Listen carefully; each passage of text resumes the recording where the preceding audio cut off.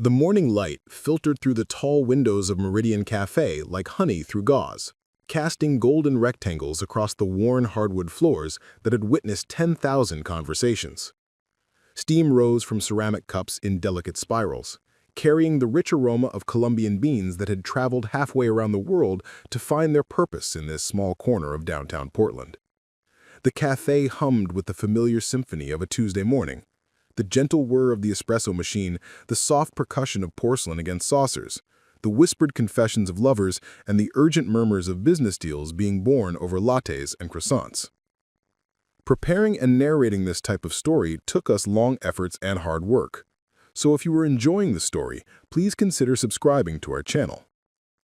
Maya Rodriguez had been weaving between these tables for 3 years, her worn Converse sneakers silent against the floor, her apron pockets heavy with order pads and the weight of other people's secrets. She had learned to read the language of coffee shops, the way a customer's fingers drummed against a table when they were nervous, how their eyes would dart toward the door when they were meeting someone they shouldn't, the particular stillness that settled over a table when money was being discussed. Her grandmother had always said that waitresses were like priests, collecting confessions over refills and remembering sins that were never meant to be spoken aloud. This morning felt different, though.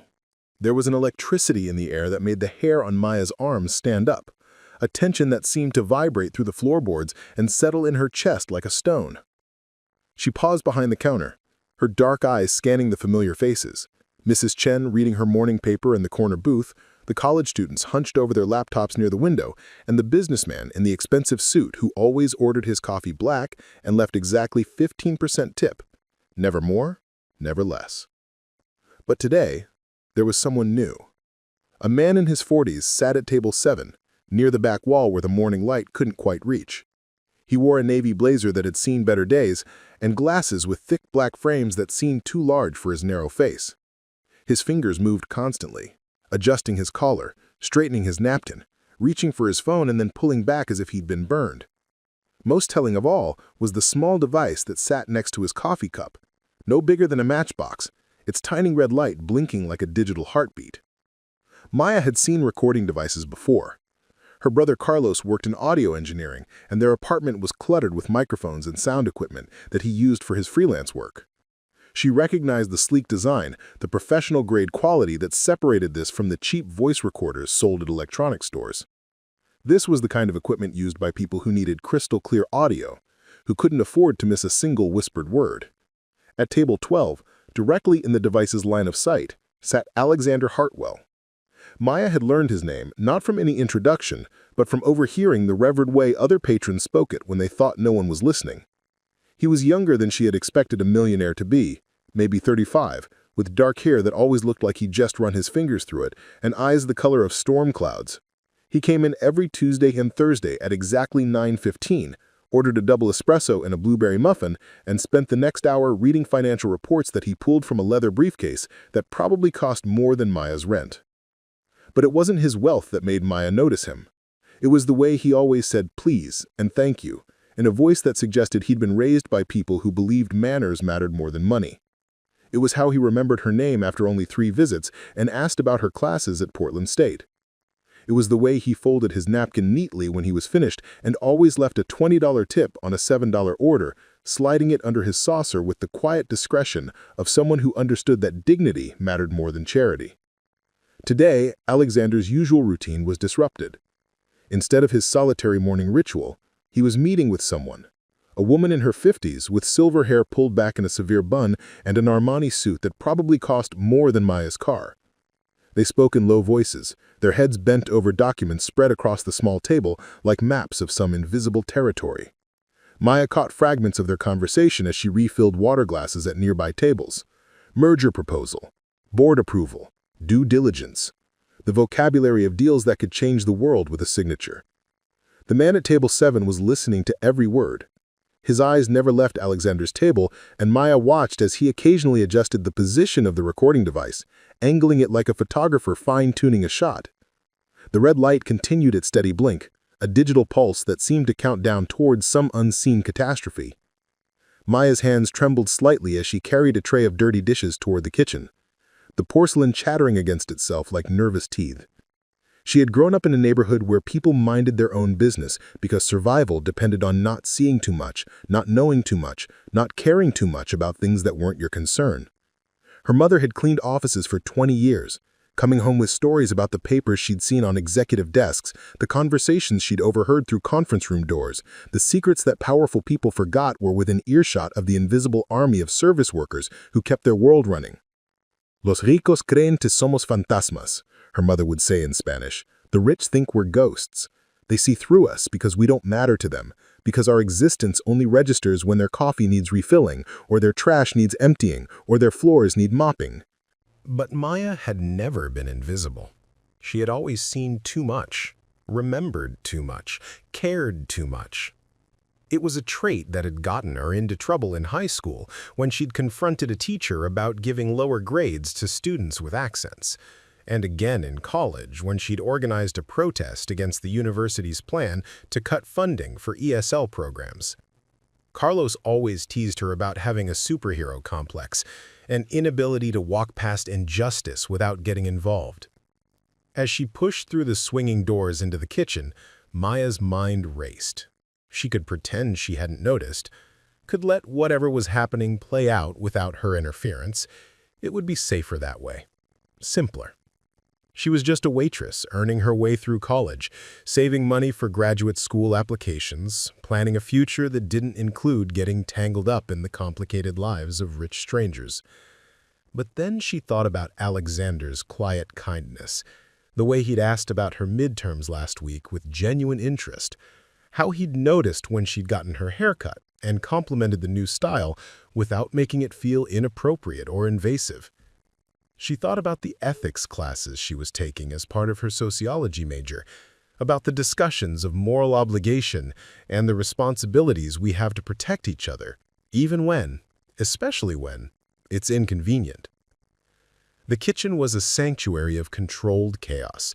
Chef Robert calling out orders in his booming voice, line cooks moving in the synchronized dance of professional food service, the dishwasher humming Spanish songs as he worked through the morning rush. Maya stood in the middle of it all, holding her tray like a shield, trying to decide what kind of person she wanted to be. Through the small window in the swinging door, she could see table 7. The man had moved the recording device closer to the edge of his table, and Maya noticed for the first time that he had a second device, this one clipped to his shirt collar like a tiny microphone. He was running a professional surveillance operation, the kind that required planning and equipment, and probably payment from someone who had a lot to gain from whatever Alexander was about to say. Corporate espionage wasn't just the stuff of movies and novels. Maya had written a paper about it in her business ethics class, how companies stole trade secrets, how they planted spies in competitors' organizations, how they used technology to intercept communications and gather intelligence that could be worth millions of dollars. The professor had emphasized how these crimes often went undetected and unpunished because the victims didn't know they were being watched until it was too late. At table 12, Alexander was pulling more documents from his briefcase, his movements careful and deliberate. The woman across from him was taking notes on a yellow legal pad, her handwriting precise and flowing. They were clearly discussing something important, something confidential, something that the man at table 7 was being paid very well to record and deliver to Alexander's competitors. Maya made her decision with the sudden clarity that comes in moments of moral crisis. She walked back through the swinging doors, her sneakers soundless against the floor, her heart beating so hard she could feel it in her throat. She approached table 12 with the casual confidence of someone whose job it was to be there, to refill water glasses and offer fresh coffee and make sure customers had everything they needed. "Good morning, Mr. Hartwell," she said, her voice steady despite the adrenaline coursing through her veins. "Can I get you anything else?" Alexander looked up from his documents, his storm-gray eyes focusing on her face with the kind attention he always gave to people, regardless of their role in his day. "Good morning, Maya. I think we're fine for now, but thank you." Maya leaned slightly closer, her voice dropping to a whisper that only carried to their table. The words came out in a rush, each one carefully chosen and weighted with urgency. "I'm sorry to interrupt, but you should know. The man at table 7, behind you and to your left, he's recording you. There's a device on his table and another one on his shirt collar. I thought you should know." The effect was immediate and electric. Alexander's eyes widened slightly, his hand freezing halfway to his coffee cup. The woman across from him, who Maya now realized must be his lawyer or business partner, went completely still, her pen hovering over her yellow pad like a bird interrupted in flight. "Are you certain?" Alexander asked quietly, his voice betraying none of the shock that Maya could see flickering across his features. "I've seen equipment like that before. Professional-grade recording devices. The red light on the table unit has been blinking for the past 20 minutes, and he's been adjusting the position to get better audio from your conversation." The woman, who Alexander would later introduce as his attorney, Patricia Summers, slowly closed her legal pad and gathered the scattered documents with movements that appeared casual but were actually calculated to prevent any more sensitive information from being overheard. "Thank you," she said to Maya, her voice carrying the weight of someone accustomed to crisis management. "That was very observant of you."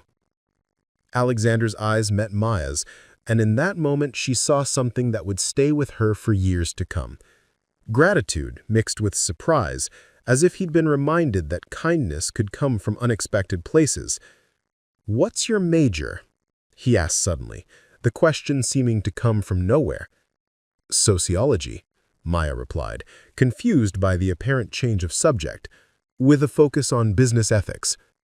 A smile tugged at the corner of Alexander's mouth, the first genuine expression she'd seen from him all morning. "That explains a lot," he said. Then more seriously, "What would you do now if you were in my position?" It was a question that Maya hadn't expected.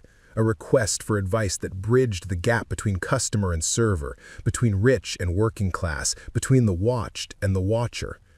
She glanced over her shoulder at table 7, where the man in the navy blazer was still adjusting his recording equipment, oblivious to the fact that his surveillance had been detected. "I'd act natural," Maya said, her mind racing through possibilities. "Don't let him know that you know. But also don't say anything else that you wouldn't want recorded and delivered to whoever is paying him. Maybe wrap up your meeting and leave, but do it in a way that looks normal, like you were always planning to finish it this time." Patricia nodded approvingly, as if Maya had just passed some kind of test. "Smart advice," she murmured, sliding the documents into Alexander's briefcase with practiced efficiency. "We can continue this conversation at my office." But Maya wasn't finished.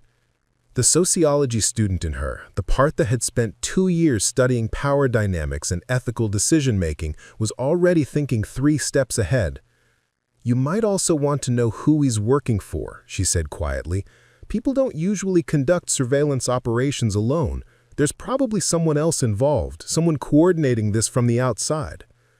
Alexander and Patricia exchanged a look that was heavy with implication.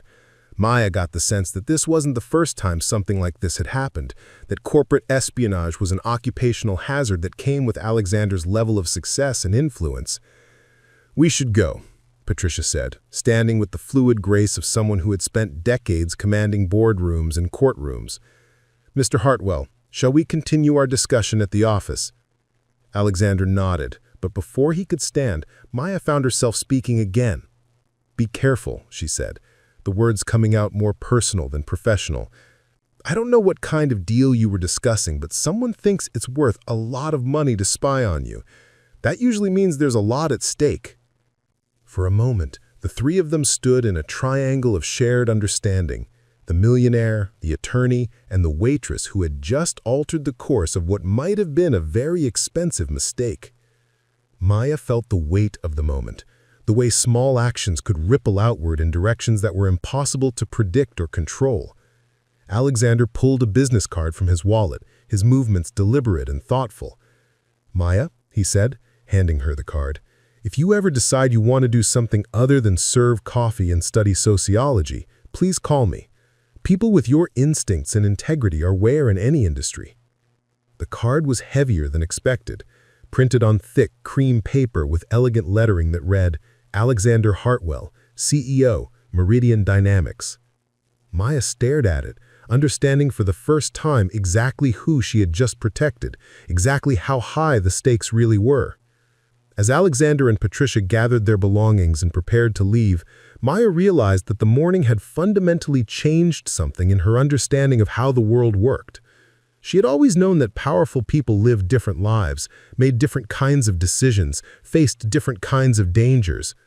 But she had never imagined that a simple act of observation and moral courage could put her directly in the middle of that world, could make her a player in games she didn't fully understand. The man at table 7 was still recording, still listening, still believing that his surveillance had gone undetected. Maya watched him from the corner of her eye, noting the way his fingers drummed against his thigh in a rhythm that suggested nervous energy, professional focus, and perhaps just a touch of excitement at the secrets he believed he was capturing. But the only secrets left to capture were lies. Maya's hand still trembled as she cleared the abandoned table 12, collecting the water glasses and coffee cups that Alexander and Patricia had left behind. The ceramic felt cool against her palms, grounding her in the familiar ritual of cleaning and resetting tables for the next customers. But her mind was elsewhere, replaying the conversation over and over, analyzing every word, every expression, every moment of connection that had passed between her and two people whose daily decisions probably affected more lives than she could imagine. The business card felt like a talisman in her apron pocket, its weight disproportionate to its size. Meridian Dynamics. She had heard the name before, whispered in the same reverent tones that people used when discussing Amazon or Apple or Google. They were one of those companies that everyone knew was important, but most people couldn't quite explain what they did. Something involving renewable energy and carbon capture technology, something that had made Alexander Hartwell a very wealthy man and apparently a target for industry espionage. As she wiped down the table with practiced efficiency, Maya became aware that the man at table 7 was watching her. His eyes tracked her movements with the kind of intensity that made her skin crawl, as if he was trying to read some invisible message in the way I folded napkins and straightened salt shakers. I forced myself to maintain my normal routine, to act as if nothing had changed, as if I was still just Maya the waitress, rather than Maya the witness to corporate espionage. But everything had changed, and I could feel the shift like a physical presence in my chest. For 3 years, I had moved through the cafe like background music, present but not noticed, helpful but not memorable, professional but not personal. I had perfected the art of being simultaneously visible and invisible, available when customers needed something, but absent when they wanted privacy between strangers.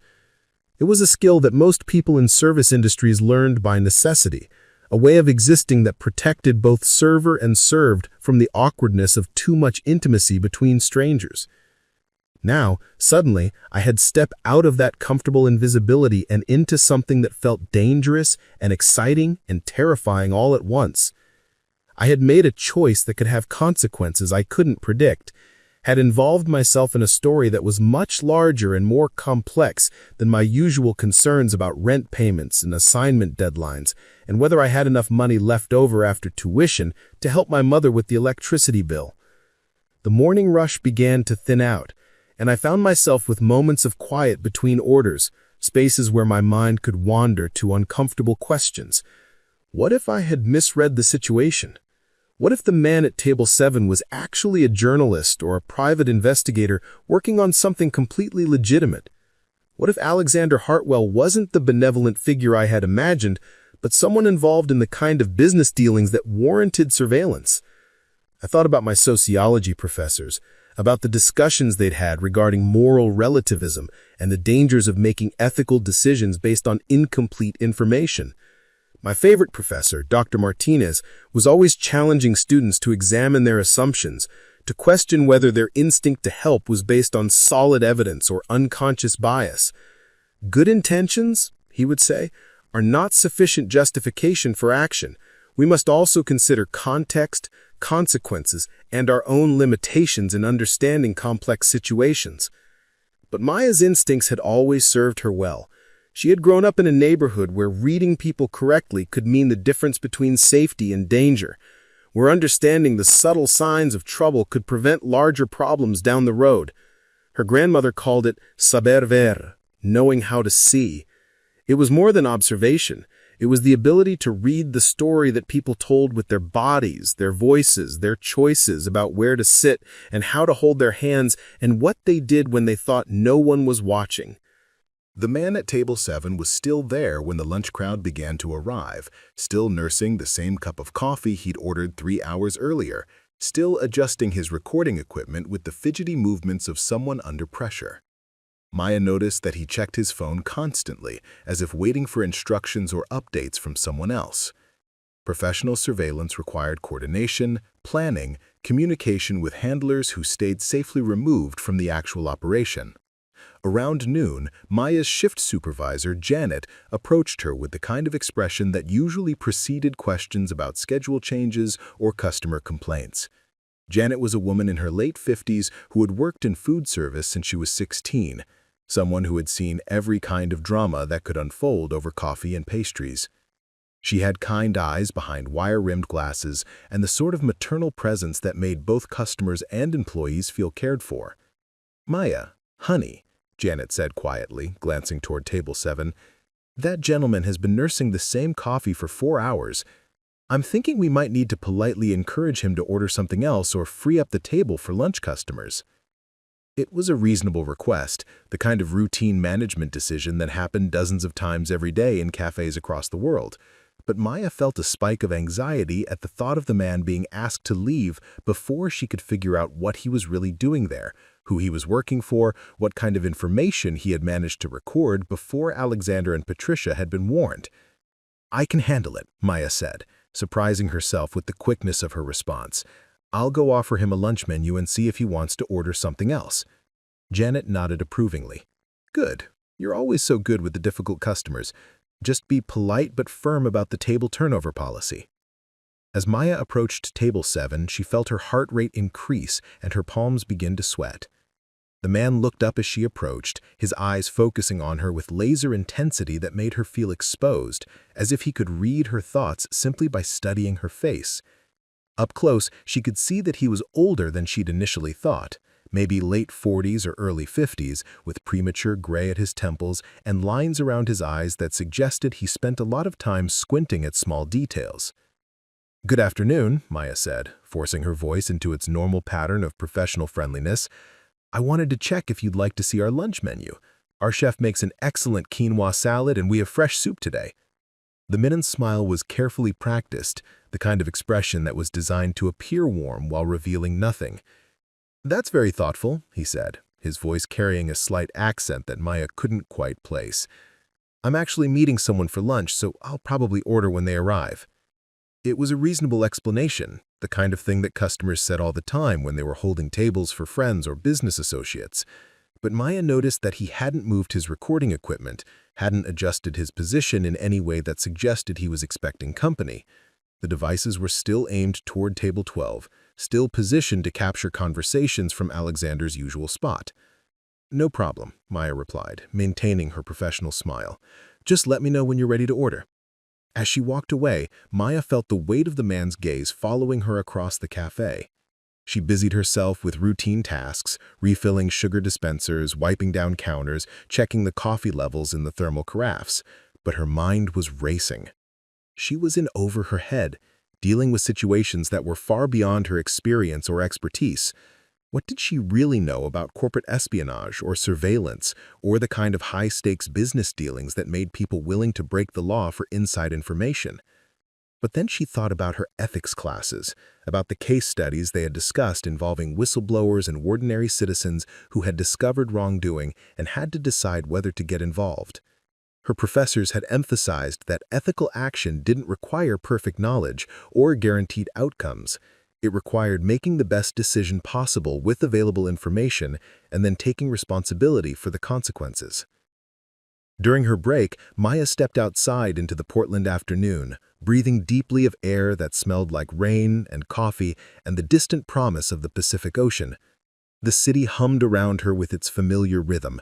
Food trucks serving fusion cuisine to office workers, street musicians playing for coins, the gentle hiss of hybrid buses navigating the tree-lined streets.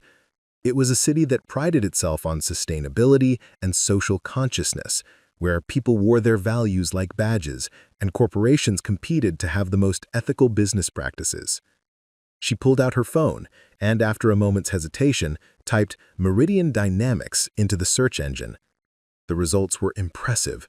Articles in Forbes and Fortune, press releases about breakthrough technologies in renewable energy, photos of Alexander at charity events and environmental summits. He wasn't just wealthy, he was wealthy in the way that came from building something important, from solving problems that mattered to the future of the planet. One article, from the previous year, caught her attention: how Meridian Dynamics carbon capture technology could change everything. The piece described Alexander's company as being on the verge of a breakthrough that could revolutionize how the world dealt with climate change, technology that could literally pull carbon dioxide out of the atmosphere and convert it into useful products. The potential market was worth hundreds of billions of dollars, and the environmental impact could help save the planet. Suddenly, the man with the recording devices wasn't just some random person eavesdropping on business conversations. He was potentially part of a much larger operation designed to steal technology that could affect the future of human civilization. Maya had stumbled into something that was orders of magnitude more important than she had initially realized. When she returned from her break, the man at table 7 was gone.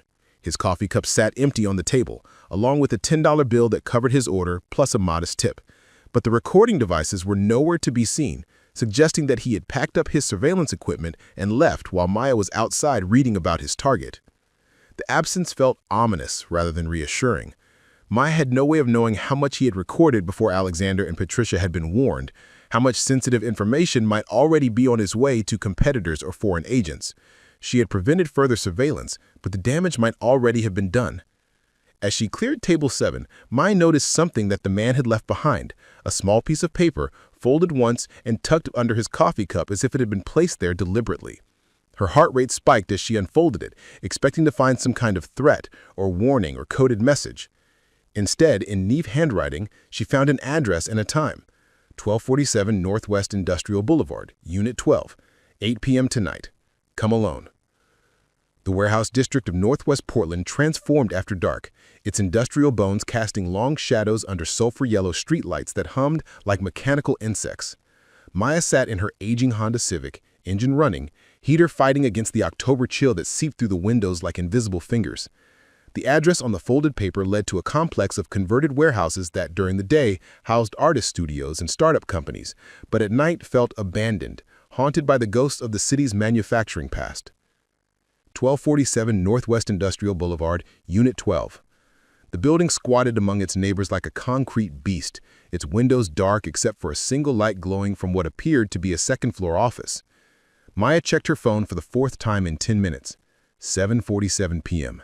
She was early, which gave her too much time to think about all the ways this could go wrong, too much time to question the decision that had brought her to this moment. She had spent the afternoon in a state of barely controlled anxiety, serving customers with automatic efficiency while her mind churned through possibilities and consequences. The note felt like a summons from another world, a world where ordinary college students didn't belong, where the stakes were measured in millions of dollars in international politics rather than midterm grades and part-time wages. But Maya couldn't ignore the feeling that she was exactly where she needed to be, that some invisible current had been pulling her toward this moment since the second she'd noticed the recording device blinking on table 7. Her grandmother had always believed in destino, the idea that some meetings were written in the stars long before the people involved were born, that the universe sometimes conspired to put the right person in the right place at exactly the right time. At 7:58, Maya turned off the engine and stepped out into the night. The air smelled of rain and motor oil and the distant funk of the Willamette River.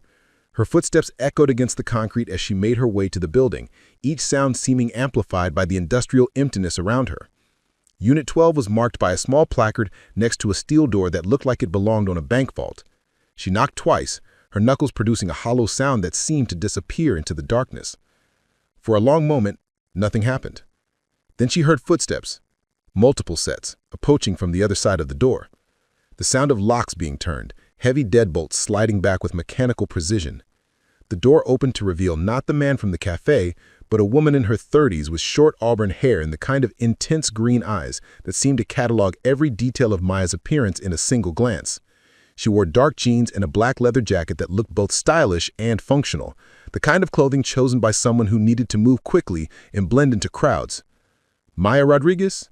the woman asked, her voice carrying a slight southern accent that softened the edges of what might otherwise have been an intimidating presence. "Yes," Maya replied, her own voice smaller than she intended. "I got a note." "We know. I'm Special Agent Sarah Chin, FBI. Please come in." The words hit Maya like cold water. FBI. Whatever she had stumbled into was significant enough to involve federal agents, serious enough to warrant covert meetings in abandoned warehouses. She followed Agent Chin through a narrow hallway that opened into a spacious room that had been converted into what looked like a high-tech command center. 3 other people occupied the space, 2 men and another woman, all in their 30s or 40s, all with the kind of alert professional bearing that suggested law enforcement or intelligence work. Banks of computer monitors lined one wall, displaying what appeared to be surveillance footage, financial documents, and organizational charts connecting dozens of names and photographs with colored lines that suggested relationships, money flows, and criminal networks. "Please have a seat," Agent Chen said, gesturing toward a folding chair positioned in the center of the room. "We have a lot to discuss and not much time to do it." Maya sat, her hands folding in her lap, trying to process the surreal shift from her normal Tuesday evening routine of homework and Netflix to sitting in what appeared to be the nerve center of a federal investigation. One of the men, tall with graying temples and the bearing of someone accustomed to command, stepped forward and introduced himself as Special Agent Marcus Webb, the team leader. "Ms. Rodriguez," Agent Webb began, his voice carrying the weight of authority, "you've become involved in something much larger than you realize. The man you observed conducting surveillance at Meridian Café this morning is part of an international operation designed to steal American intellectual property and sell it to foreign competitors. Your decision to warn Mr. Hartwell may have prevented a significant breach of national security." The words seemed to bounce off Maya's consciousness without quite landing.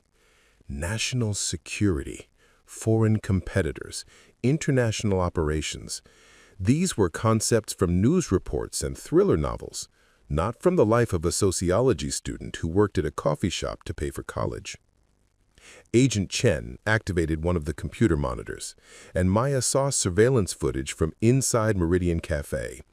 Apparently, the FBI had been watching the watchers, recording the man who had been recording Alexander. Maya watched herself approach table 12, saw the moment when she leaned down to whisper her warning, witnessed Alexander and Patricia's carefully controlled reaction to the news that they were being surveilled. "How long have you been watching this?" Maya asked, her voice barely above a whisper. "6 months," Agent Webb replied. "This particular cell has been operating across the Pacific Northwest, targeting companies involved in renewable energy research, quantum computing, and advanced materials. They're sophisticated, well-funded, and extremely dangerous when they feel threatened." Agent Chen pulled up another screen, showing organizational charts and photographs. Maya recognized the man from Table 7 in one of the photos, but he was connected to a web of other faces, names, and locations that suggested a network far more extensive than a single surveillance operation.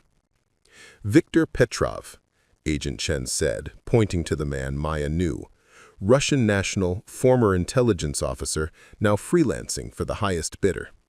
He specializes in what they call soft infiltration, gathering intelligence through social engineering and electronic surveillance rather than traditional espionage methods.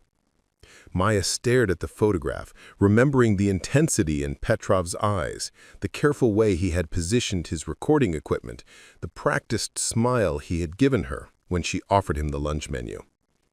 "He seemed so normal," she said. "The best ones always do." Petrov has been tracking Alexander Hartwell's movements for 3 months, learning his routines, identifying opportunities for surveillance.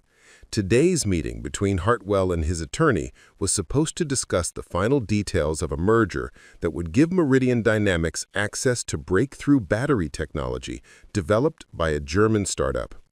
That information is worth approximately $200 million on the black market. The scope of what Maya had prevented began to settle in her mind like sediment in still water. $200 million. Not just money, but technology that could affect global markets, international competitiveness, perhaps even the pace at which the world could transition away from fossil fuels. Agent Chen activated another monitor, this one showing financial records and bank transfers. Petrov's handlers have been moving money through offshore accounts, cryptocurrency exchanges, and shell corporations. We've identified at least 12 other operations running simultaneously across the United States, all targeting American tech companies with strategic importance. Maya felt a chill that had nothing to do with the warehouse's concrete walls. "What does this have to do with me?" she asked, though she was beginning to suspect she already knew the answer. "Petrov knows you compromised his operation," Agent Webb said gravely. "The note he left for you wasn't an accident. It was bait. He wants to know how much you observed, whether you're working for someone, what other information you might have about his activities. But more importantly, he wants to assess whether you represent a threat to the larger operation." Maya's mouth went dry.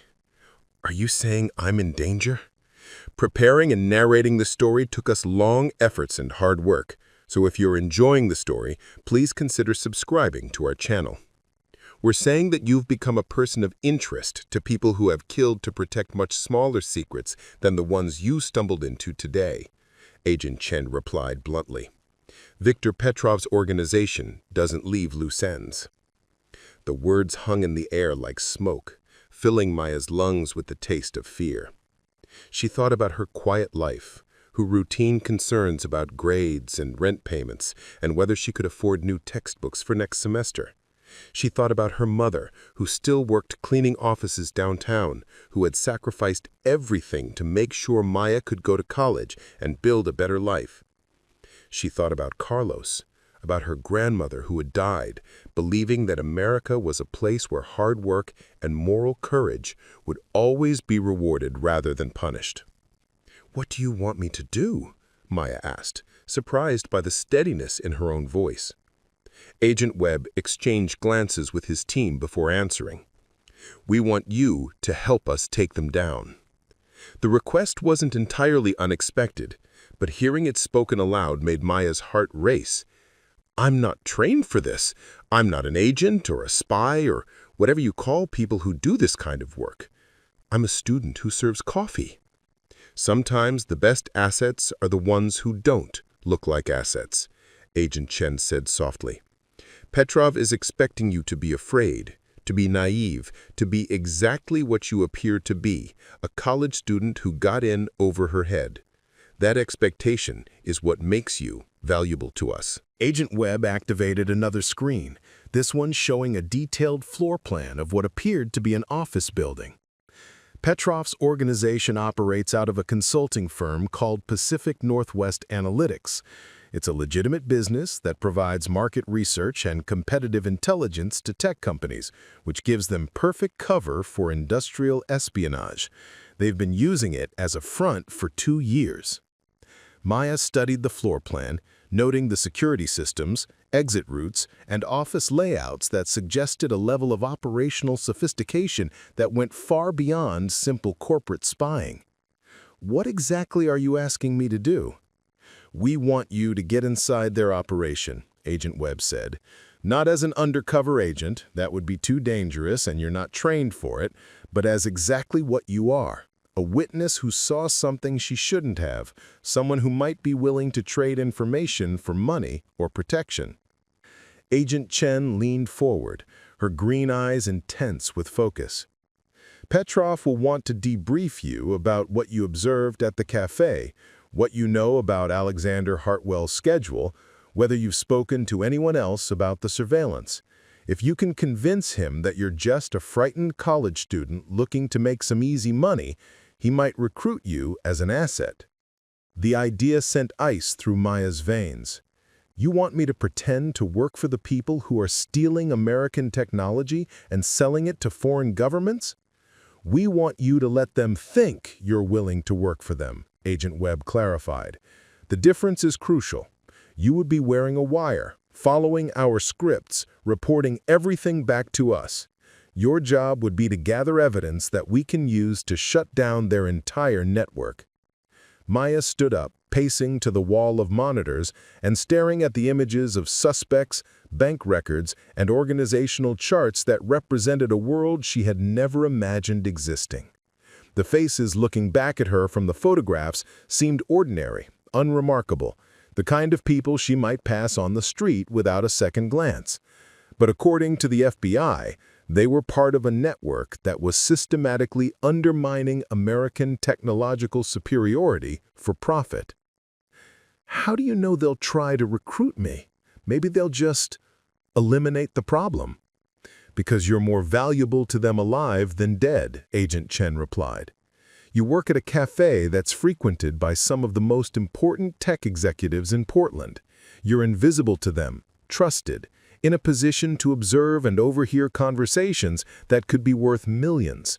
Petrov would be foolish to throw away an asset like that over one blown surveillance operation. Agent Webb brought up another screen showing surveillance footage from various locations around the city: restaurants, coffee shops, hotel lobbies, conference centers. This is what we're up against, he said grimly. They have operations running at dozens of locations, targeting hundreds of potential sources. What you observed at Meridian Café was just one thread in a web that spans multiple cities, multiple countries. Maya watched the footage, seeing ordinary people going about their daily lives, unaware that their conversations might be recorded, their business secrets harvested, and their innovations stolen and sold to competitors. The scope of the operation was staggering, and the casual efficiency with which it was conducted suggested years of planning and enormous financial backing. Who's paying for all this? Maya asked. That's what we're trying to find out, Agent Webb replied. The money trail leads through shell companies and cryptocurrency exchanges to offshore accounts that could belong to foreign governments, competitor corporations, or private intelligence firms. Whoever it is has resources that rival nation-states. Agent Chen stood and walked to a map of the Pacific Northwest covered with colored pins and connecting strings. Over the past 18 months, we've documented the theft of intellectual property worth approximately $3.2 billion. Battery technology, renewable energy systems, quantum computing algorithms, advanced materials research, all of it stolen from American companies and transferred to unknown buyers. The numbers were almost too large for Maya to process. Billions of dollars, technologies that could change the world, national security implications that reached far beyond the theft of corporate secrets. Why me? Maya asked finally. You're federal agents. You have resources, training, technology. Why do you need a college student who happened to notice something suspicious? Agent Webb turned to face her, his expression grave. Because we've been trying to penetrate their network for 6 months without success. They're too careful, too professional, too paranoid about traditional law enforcement approaches. But they don't suspect you because you're not supposed to be a threat. You're just a waitress who got lucky and spotted their surveillance. Petrov left you that note because he needs to control the situation, Agent Chen added. He wants to assess what you know, neutralize any threat you might represent, and potentially turn you into an asset. That gives us an opportunity we've never had before, a way inside their operation. Maya felt the weight of the decision settling on her shoulders like a heavy coat. She thought about her mother, about the sacrifices that had been made to give her the opportunity to attend college and build a better life. She thought about her professors, about the discussions of moral obligation and civic responsibility that had shaped her understanding of ethics and justice. But mostly, she thought about Alexander Hartwell's quiet gratitude when she had warned him about the surveillance, about the way he had treated her like a person rather than a service provider, about the business card in her pocket that represented recognition of her worth as a human being rather than just her function as a waitress. "If I do this," Maya said slowly, "what happens to my normal life, my classes, my job, my family?" "We'll do everything we can to maintain your cover," Agent Webb assured her. "You'll continue working at the cafe, attending classes, following your normal routine. The only difference is that you'll be reporting to us and occasionally participating in controlled operations designed to gather intelligence." Agent Chen pulled out a small device that looked like a hearing aid.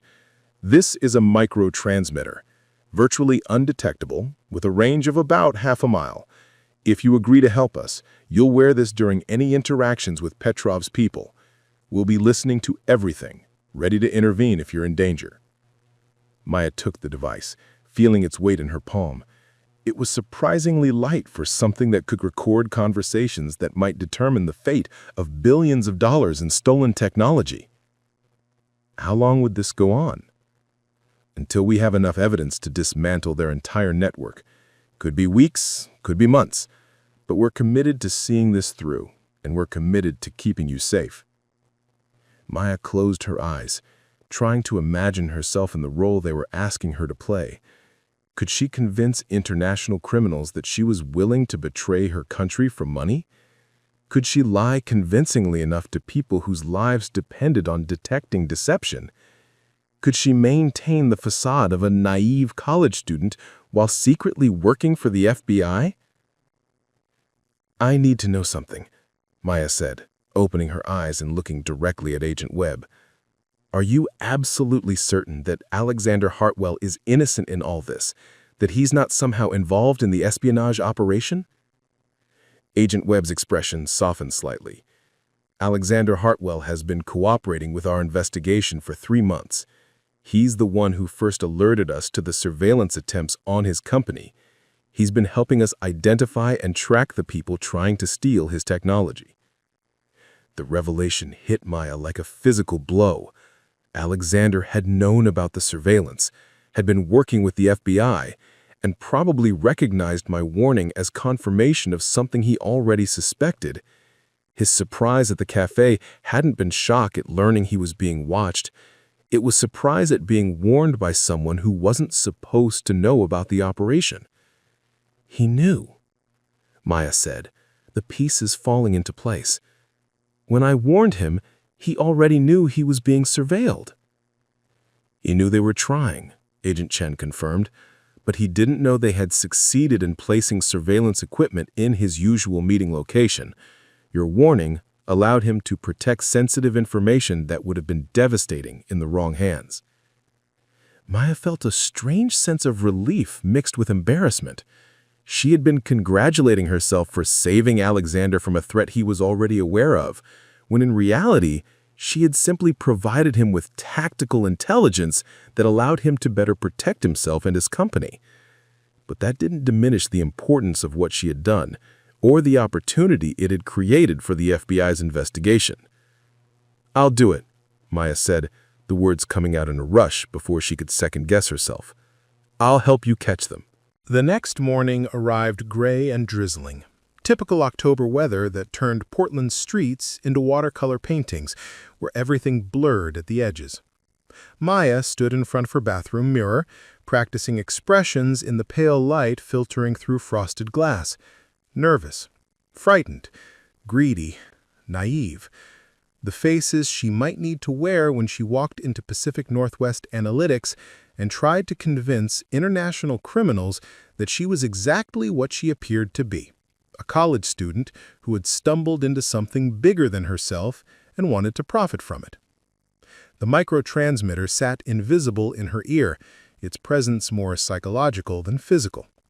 Agent Chen had spent an hour the previous night teaching Maya how to activate it, how to position herself for optimal audio quality, how to signal distress without arousing suspicion. The technology was impressive, but it couldn't protect her from the fundamental vulnerability of walking into a nest of professional criminals and pretending to be someone she wasn't. Maya's phone buzzed with a text from her mother. "Mija, remember you have dinner with Abuela's friend Maria tonight? She wants to hear about your classes."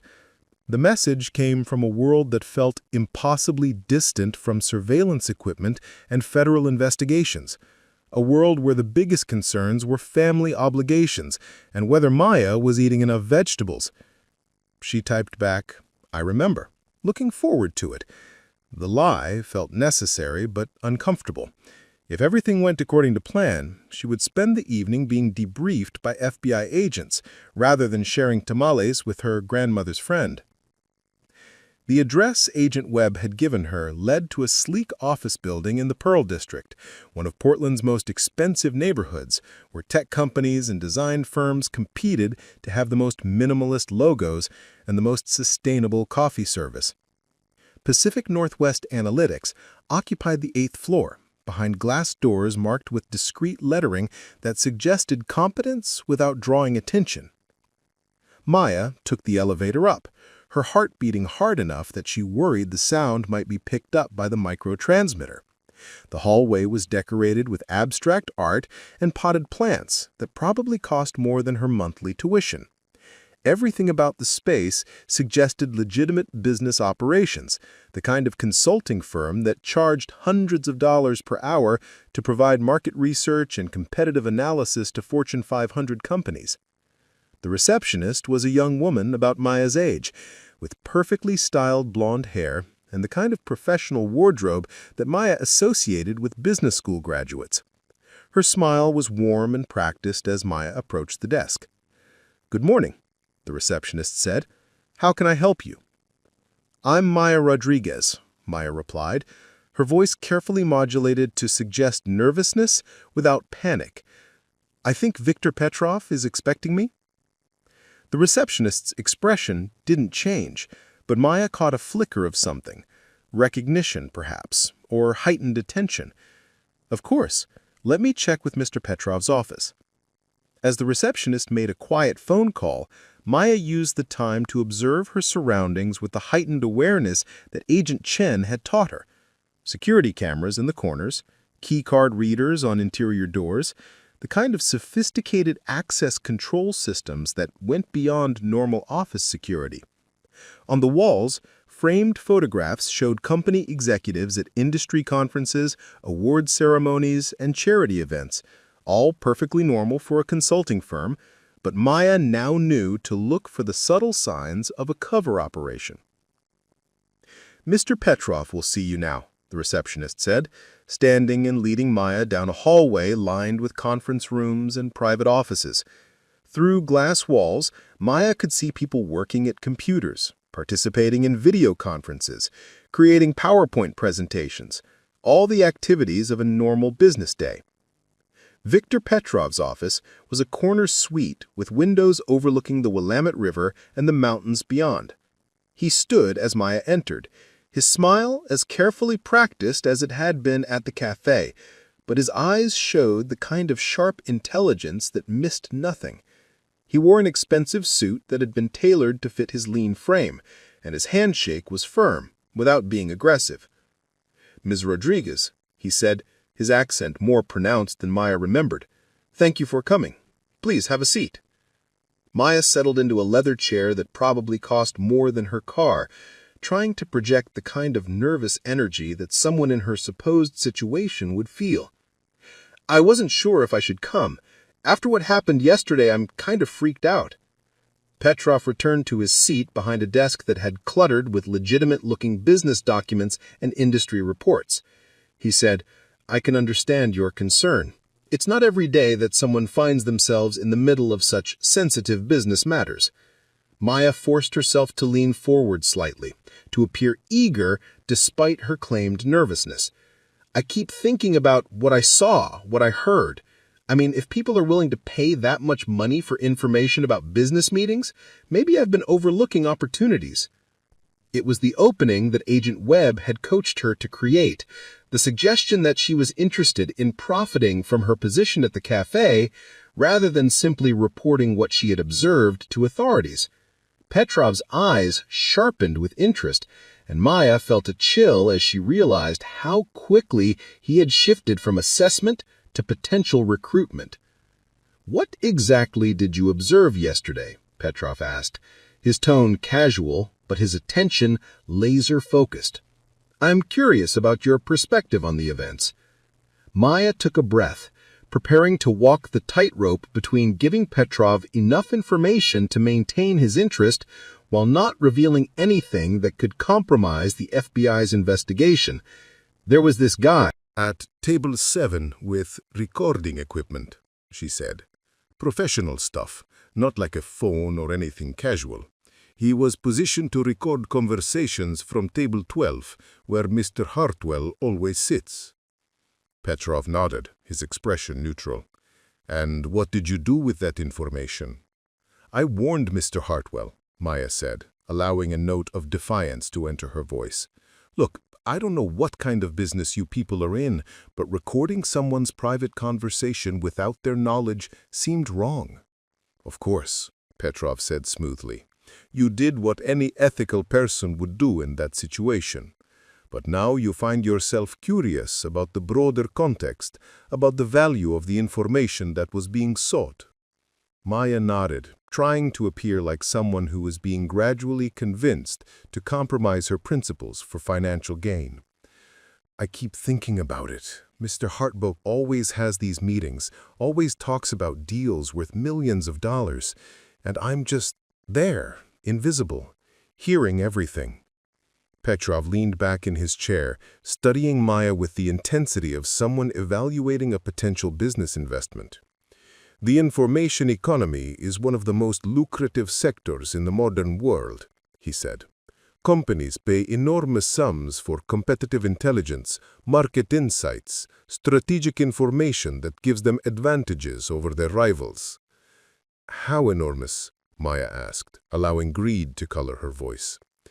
"That depends on the quality and exclusivity of the information," Petrov replied. "A single piece of intelligence about a merger or acquisition can be worth hundreds of thousands of dollars to the right buyer.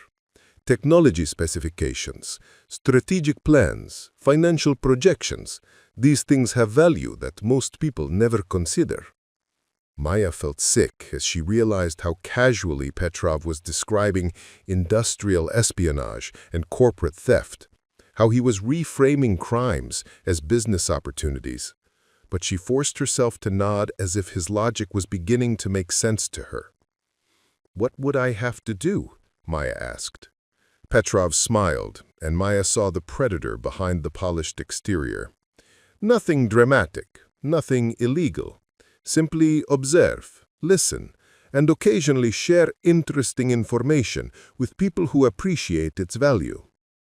The lie was delivered with such smooth confidence that Maya could see how people might convince themselves they weren't really committing crimes, weren't really betraying their country, weren't really participating in activities that could undermine national security. Petrov was offering her a rationalization along with the money, a way to feel good about doing something terrible.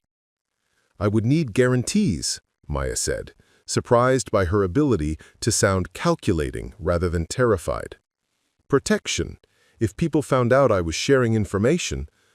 "Discretion is fundamental to our business model," Petrov assured her. "Our clients require absolute confidentiality, and we provide it. You would be one of dozens of information sources across the Pacific Northwest, all operating independently, all protected by multiple layers of security." The casual admission that they had dozens of sources sent another chill through Maya. The FBI had suspected the scope of the operation, but hearing it confirmed so directly was both valuable intelligence and a sobering reminder of how much damage was being done to American interests. Petrov opened a desk drawer and removed a smartphone that looked like a standard business model, but was probably equipped with encrypted communication software and other specialized features. If you decide to work with us, this would be your primary communication device, secure, untraceable, and equipped with software that allows you to transmit information safely. Maya stared at the phone, understanding that accepting it would cross a line from which there may be no easy return. In the real world, taking the device would make her an active participant in industrial espionage and corporate theft. In the world of the FBI operation, it would provide her with access to Petrov's communication network and potentially valuable evidence about the broader conspiracy. "How much money are we talking about?" Maya asked. Petrov's smile widened. "For someone in your position, with your access to high-value targets, I would say $5,000 per month as a retainer, plus bonuses for particularly valuable intelligence. A recording of the right conversation could easily be worth $50,000 or more." The numbers were staggering. More money than Maya had ever imagined earning from her part-time job at the cafe. For a college student struggling to pay tuition and help support her family, the offer would be almost irresistible. She could see how people justified accepting such arrangements, how they convinced themselves that sharing business gossip was a victimless crime. But Maya thought about the FBI's wall of monitors, about the $3.2 billion in stolen technology, about the implications for American competitiveness and national security. She thought about Alexander Hartwell's kindness and the trust he had placed in her, simply by treating her like a human being rather than an invisible service provider. "I need to think about it," Maya said, reaching for the phone with hands that she hoped appeared steadier than they felt. "Of course," Petrov said. "This is not a decision to be made lightly. Take the device, familiarize yourself with its features. When you're ready to begin, simply send a message to the contact labeled Coordinator." Maya slipped the phone into her purse, feeling its weight like a physical manifestation of the line she was crossing. "Is there anything else I should know?" Petrov's expression grew more serious. "Discretion is not just a business requirement. It's a matter of personal safety. The information economy attracts people who have significant investments to protect. Betraying their trust would be inadvisable." The threat was delivered with the same smooth confidence as everything else Petrov had said, but Maya felt its implications like ice in her veins. She was now in possession of evidence that could potentially bring down an international espionage network, which made her valuable to the FBI and extremely dangerous to Petrov's organization. "I understand," Maya said, standing to leave. "Thank you for the opportunity." Petrov walked her to the door, his hand briefly touching her shoulder in a gesture that seemed friendly, but felt like a claim of ownership. "I think you'll find our arrangement mutually beneficial. Welcome to the information economy, Miss Rodriguez."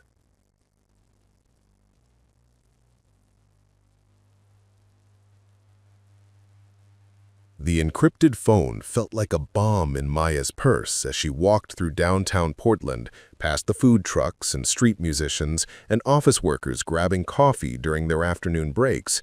The weight of it seemed to pull her off balance, making her hyper-aware of every person who looked in her direction, every car that seemed to be following the same route she was taking. Agent Chen had instructed her to go directly to a different location after the meeting, a bookstore in the Hawthorne district, where FBI surveillance teams could observe her from multiple angles while she was debriefed. The mundane nature of the location was supposed to be reassuring, but Maya felt exposed and vulnerable as she browsed the fiction section while waiting for Agent Chen to arrive. When Chen appeared, she looked like any other customer. Jeans, sneakers, a wool cardigan that suggested she was a local rather than a federal agent. She selected a book from the shelf next to Maya and spoke quietly without looking in her direction. "How did it go?" Chen asked, her voice barely audible above the ambient noise of the bookstore. "He recruited me," Maya whispered back, her eyes scanning the nearby customers for signs of surveillance. $5,000 a month plus bonuses. He gave me a phone and told me to contact someone called Coordinator when I'm ready to start. Agent Chen's poker face never wavered, but Maya caught a flash of satisfaction in her eyes. That's exactly what we hoped would happen. Did he say anything about the broader operation? Other sources? Handlers? Clients? Maya thought back through the conversation, trying to remember every detail that might be valuable to the investigation. He said I would be one of dozens of sources across the Pacific Northwest. He mentioned that the right recording could be worth $50,000 or more, and he talked about having multiple layers of security to protect sources. Dozens of sources, Chen repeated quietly. That confirms our estimates about the scope of their network. Maya selected a book at random and flipped through its pages, using the motion to mask our conversation. Agent Chen, how many people do you think they've recruited? How much damage are they doing that we don't know about? More than we want to think about, Chen replied grimly. But now we have a way to find out. That phone you're carrying is our ticket inside their communication network. Every message you send, every contact you make, every instruction you receive, we'll be monitoring all of it. The implications were staggering. Maya was about to become a window into an international espionage operation, a living surveillance device that could provide the FBI with real-time intelligence about crimes that were affecting national security. The responsibility felt enormous, far beyond anything she had imagined when she first noticed the recording device blinking on table 7. What happens next? Maya asked. You wait for them to contact you. Could be hours, could be days. When they do, you'll receive instructions about what information they want you to gather. You'll follow those instructions as closely as possible without actually compromising any legitimate secrets. Maya felt a stab of anxiety. How will I know the difference between information that's safe to share and information that could actually hurt someone? Because we'll be guiding you every step of the way, Chen assured her. The phone has been modified with software that allows us to communicate with you through encrypted text messages that appear to be routine system notifications. If you're ever in a situation where you're not sure what to do, just ask. They completed their fake browsing and left the bookstore separately. Maya taking a circuitous route back to her apartment that allowed the FBI surveillance teams to confirm she wasn't being followed.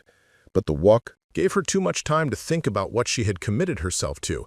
Too much time to imagine all the ways the operation could go wrong. The first contact came 3 days later, during Maya's morning shift at Meridian Café. The encrypted phone buzzed with a message from Coordinator that was brief and specific. Target, Alexander Hartwell. Meeting today, 2 p.m., table 12. Record and transmit audio. Payment authorization, $10,000. Maya stared at the message, her heart racing. $10,000 for recording a single conversation. The amount was more money than she made in 6 months at the cafe, more money than her mother made in 3 months cleaning offices. For a moment, she allowed herself to imagine what that money could do: pay off her student loans, help her mother reduce her hours, maybe even fund graduate school without the crushing debt she had always assumed would be necessary. But then she remembered the FBI's wall of monitors, the organizational chart showing stolen technology worth billions of dollars, the casual way Viktor Petrov had described industrial espionage as a legitimate business opportunity. The money was blood money, payment for betraying people who had shown her nothing but kindness and respect. Maya activated the micro-transmitter and whispered quietly while restocking coffee cups behind the counter. They want me to record Alexander's meeting today at 2 o'clock, offering $10,000. The response came through the phone's modified notification system within minutes. Proceed as instructed. Use cafe ambient sound to mask recording quality. We will monitor. At exactly 2 p.m., Alexander arrived for his usual Thursday appointment, but today he was meeting with someone Maya had never seen before, a man in his 60s with white hair and the bearing of someone accustomed to boardrooms and executive decisions. They spoke quietly over coffee and documents, their conversation focused and intense. Maya positioned herself to serve nearby tables, using her normal duties as cover while the encrypted phone recorded everything from her apron pocket. But instead of sensitive business information, what she captured was something entirely different, a conversation that had clearly been planned for her benefit. The renewable energy sector is experiencing unprecedented growth. Public information shows that companies with green technology portfolios have outperformed the market by 40% over the past year. His companion nodded, spreading documents across the table. The government incentives alone make it an attractive investment opportunity. These tax credits and research grants are all matters of public record, easily accessible to anyone willing to do basic research. Maya realized what was happening. Alexander and the FBI were feeding Petrov's network carefully crafted misinformation, information that sounded valuable but was actually worthless. The conversation continued for 30 minutes, covering market trends, public policy decisions, and investment opportunities that any competent researcher could discover through legitimate means. When Maya transmitted the recording as instructed, the response was swift and enthusiastic. "Excellent work. Payment authorized. Next assignment coming soon." But Maya's sense of accomplishment was tempered by a growing understanding of how sophisticated the FBI's operation really was. They weren't just using her as a source of intelligence about Petrov's network, they were using her as a weapon to feed false information back to whoever was paying for industrial espionage. Over the following weeks, the pattern continued. Maya would receive assignments to record specific meetings or conversations. She would capture carefully orchestrated performances that seemed valuable but contained nothing that could actually damage American interests. And she would receive payments that slowly built her credibility within Petrov's network. The money was real. Deposits appeared in a new bank account that had been established for her cover identity. But Agent Chen had made it clear that the funds were evidence in a federal investigation, not personal income. After the operation concluded, the money would be seized as proceeds from criminal activity. Maya found herself living a double life that was increasingly difficult to maintain. To her family, her professors, and her co-workers at the cafe, she was still just Maya, the college student who worked part-time to pay for school. But to Petrov's organization, she was becoming a valuable asset whose recordings were providing competitive intelligence worth hundreds of thousands of dollars. The strain began to show in small ways. Missed assignments in her sociology classes, distracted conversations with her mother, a persistent anxiety that made it difficult to sleep. Maya felt like she was walking a tightrope over an abyss, one mistake away from catastrophic failure that could expose the FBI's investigation and potentially cost lives. The breakthrough came during Maya's 6th week as an undercover asset. The encrypted phone buzzed with a message that was different from all the others. High priority target. Board meeting tomorrow, 10 a.m., multiple executives. Extraordinary payment, $100,000. Absolute secrecy required. Maya stared at the message, understanding that she had finally gained access to the kind of operation that could provide evidence of the network's most serious crimes. $100,000 suggested that Petrov's handlers were expecting information that could affect billion-dollar business decisions, the kind of intelligence that could constitute economic espionage rather than simple corporate theft. When she activated the microtransmitter to alert Agent Chen, the response was immediate. "This is what we've been waiting for. Proceed with extreme caution. Multiple backup teams will be in position." The meeting took place in Meridian Café's private dining room, a space that was normally reserved for corporate events and large parties. Maya had never seen so many executives in one place. CEOs, board members, investment analysts, all discussing what appeared to be a merger that would create one of the largest renewable energy companies in the world. As Maya served coffee and pastries, she listened to conversations about patent portfolios, manufacturing capabilities, international markets, and technological breakthroughs that represented years of research and development. This wasn't public information or carefully crafted misinformation. This was the real thing, the kind of intelligence that foreign competitors would pay enormous sums to obtain. But as she positioned the encrypted phone to record the meeting, Maya noticed something that made her blood run cold. One of the executives at the table, a woman she didn't recognize, was wearing what appeared to be a small listening device, almost identical to the microtransmitter that Agent Chen had given her. Maya realized with horror that she wasn't the only spy in the room. Petrov's network had recruited someone else, someone with access to the actual board meeting, rather than the carefully orchestrated performances that Maya had been recording. While the FBI had been using Maya to feed false information to the espionage network, the network had been using another source to gather real intelligence. The encrypted phone in Maya's pocket wasn't just recording evidence for the FBI, it was also recording genuine corporate secrets that would be transmitted to Petrov's handlers and sold to foreign competitors. Maya was about to become an unwitting participant in exactly the kind of crime she had been recruited to help prevent. The raid began at 5:47 a.m. on a Tuesday morning when most of Portland was still wrapped in the gray embrace of pre-dawn sleep.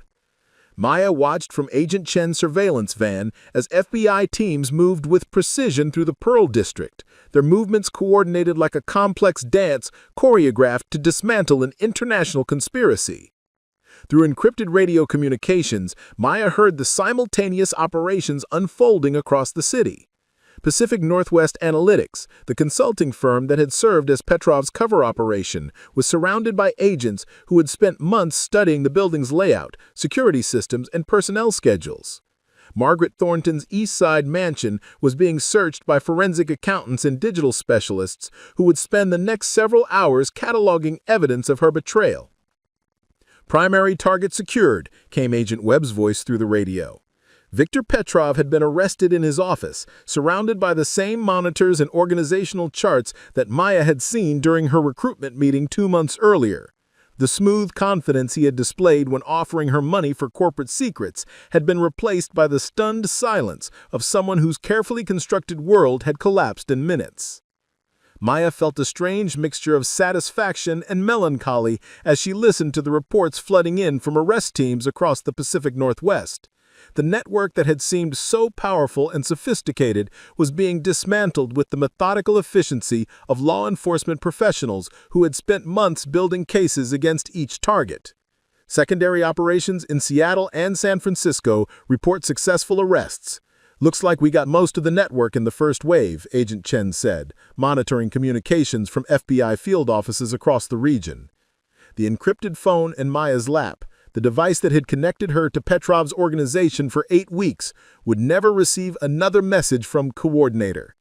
The handlers who had authorized payments for stolen intelligence were now subjects of international arrest warrants, their cryptocurrency accounts frozen, their communication networks compromised.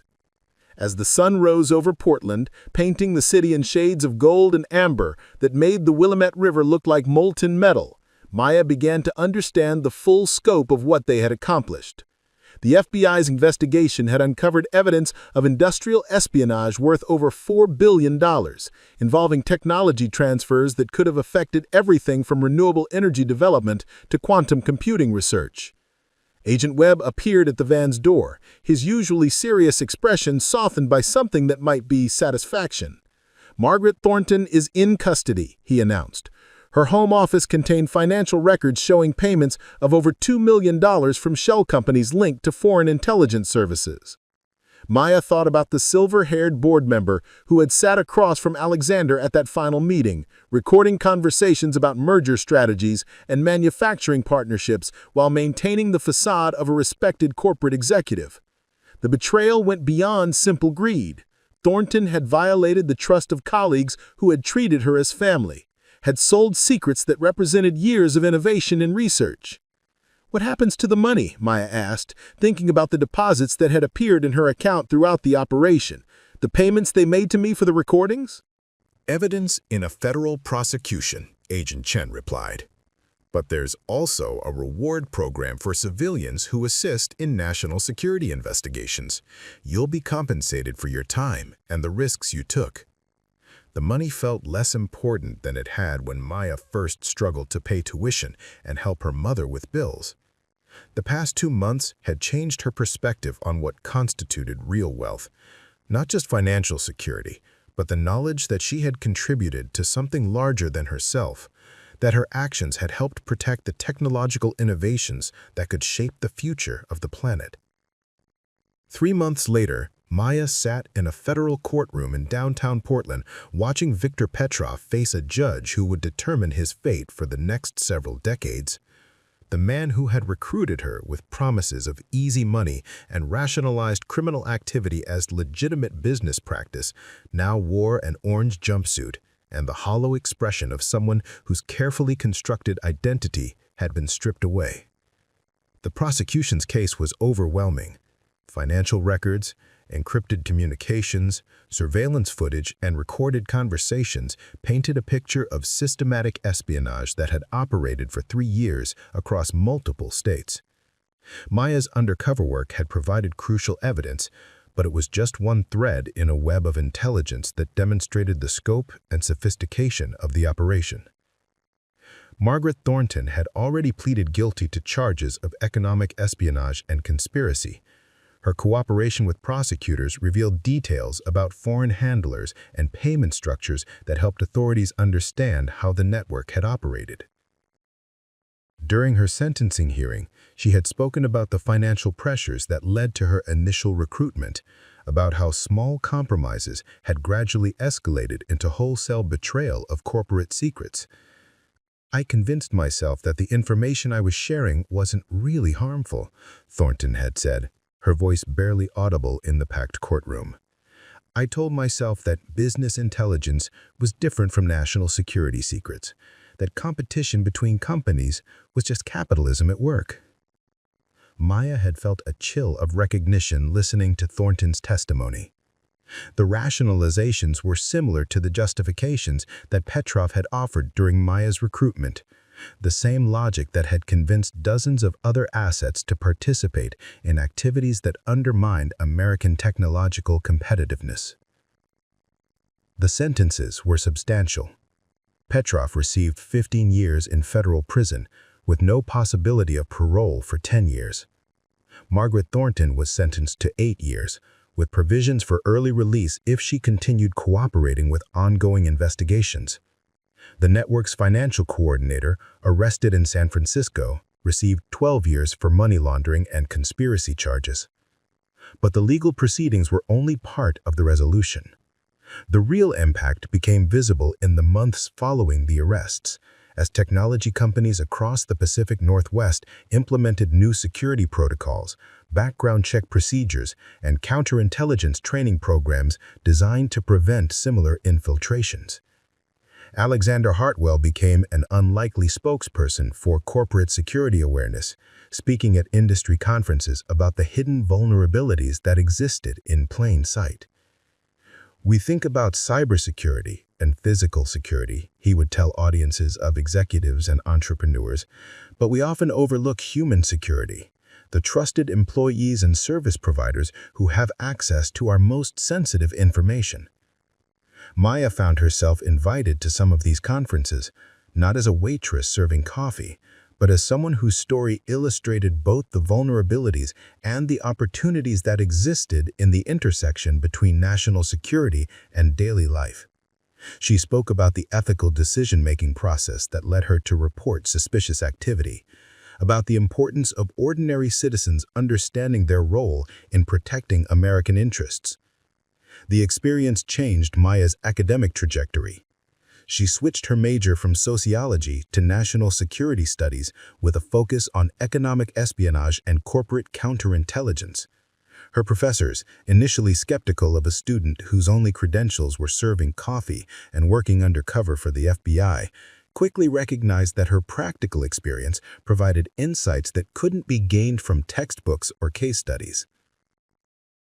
Dr. Martinez, her former sociology professor, encouraged Maya to write about her experience as part of a research project on moral decision-making in crisis situations. "Your case study could help other people understand how ordinary individuals can make extraordinary differences. Sometimes the most important moments in history happen when someone simply decides to do the right thing." Maya's thesis, Ethics in Action, a case study in corporate espionage detection, was published in the Journal of Applied Ethics 2 years later.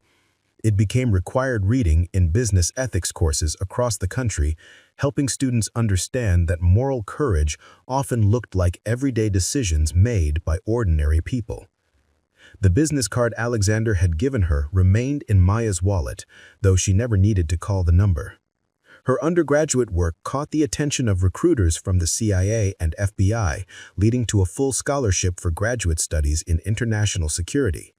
She specialized in economic counterintelligence, focusing on the human factors that made espionage operations successful or vulnerable. Years later, as a senior analyst with the Department of Homeland Security, Maya would often think about that Tuesday morning when she first noticed a small red light blinking on table 7. The moment had seemed insignificant, a waitress observing something unusual during her shift. But it had been the beginning of everything that followed. The investigation, the arrests, the protection of billions of dollars in American technology. Her mother still lived in the same Portland neighborhood, but now in a house that Maya had helped her buy. During family dinners, Maya's grandmother's friend Maria would often retell the story of how Maya had helped catch international spies, each telling adding new dramatic flourishes that made Maya laugh and wince simultaneously. The story always ended the same way, with the reminder that heroism often began with simply paying attention, caring enough to act, and having the courage to speak up when something wasn't right. Preparing and narrating this type of story took us long efforts and hard work. So if you are enjoying the story, please consider subscribing to our channel.